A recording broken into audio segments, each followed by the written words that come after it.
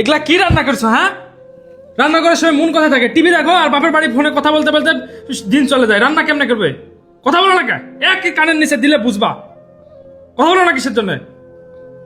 আসলে আমি আর কি বলবো, সত্যি তো আজকে ডিমের তরকারিতে একটুও লবণ হয় নাই। তুমি যখন খাচ্ছিলা চিল্লাপাল্লা করছিলা, আমি রান্নার রুম থেকে তাকায় তাকায় দেখছিলাম। আমার তো বলার কোনো ভাষা নাই, কারণ তুমি পুরুষ মানুষ, তুমি বাইরে ব্যবসা বাণিজ্য করো, বিভিন্ন মানুষের সঙ্গে মিশো, কার সঙ্গে কি হয় সেটা তো আমি জানি না। তুমি পুরুষ মানুষ, বাসায় এসে একটু ভালো খাবার ভালো কিছু তুমি তো অবশ্যই চাইবা। সেখানে আমি ডিমের তরকারিতে লবণ দিতে ভুলে গেছি, ভুলটা তো আমার। তুমি যতই চিল্লাপাল্লা করো, এখানে কি আমার আর কোনো কথা বলার মুখ আছে বলো? আর পুরুষ মানুষ তো দুইটা কথা বলতেই পারে, সেটা অবশ্যই আমাকে মেনে নিতে হবে, ভুলটা যেহেতু আমারই হয়েছে।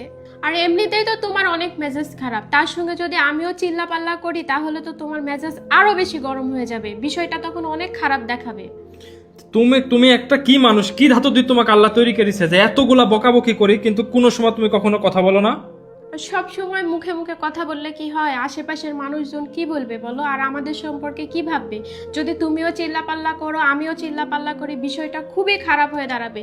আর তার উপরে তো বাসায় ছেলে মেয়ে আছে, তারা যদি দেখে তাদের চোখের সামনে তাদের বাবা মা ঝগড়া করছে, অশান্তি করছে, তাদের মনের ভিতরে কি আসবে? আর আশেপাশের মানুষ যখন আমাদের সম্পর্কে জানবে যে হ্যাঁ আমরা ঝগড়া করছি, অশান্তি করছি, তারাও তো আমাদের বিষয়ে খারাপ ভাববে। দিন শেষে দেখো, তুমি আমার উপরে যতই চিল্লাও, একটু পরে তোমার রাগটা মাটি হয়ে যাবে। তুমি আমার ঠিকই ডেকে বলবা যে রাবু তুমি এই জিনিসটা আমাকে নিয়ে এসে দাও, আমি খাবো, বা আমার এই জিনিসটা প্রয়োজন। দিন শেষে কিন্তু তুমি আমার উপরেই সব আবদার করবে, কিন্তু আবার দিন শেষে আমরা দুজনেই ঠিক হয়ে যাব, দুজন দুজনকে আবার ভালোবাসবো, মনের ভিতরে আর কোনো কিছু থাকবে না। কিন্তু যে মানুষগুলো আমাদের সেই ঝগড়ার মুহূর্তটা শুনবে, তাদের মনের ভিতরে কিন্তু আমাদের নিয়ে অনেক বেশি আলোচনা শুরু হয়ে যাবে, তারা আমাদের নিয়ে খারাপ ভাবা শুরু করে দিবে। তাহলে বলো, আমার কি চুপ থাকার কারণটা কি ভালো ছিল? আর যেহেতু তোমার মেজাজ খারাপ এমনিতেই, তাই তোমার জন্য আঙ্গুর নিতে আসছিলাম, যেন তোমার মেজাজটা ভালো হয়ে যায়। খাও, আচ্ছা, তোমার মাথাটা এখন ঠান্ডা করো।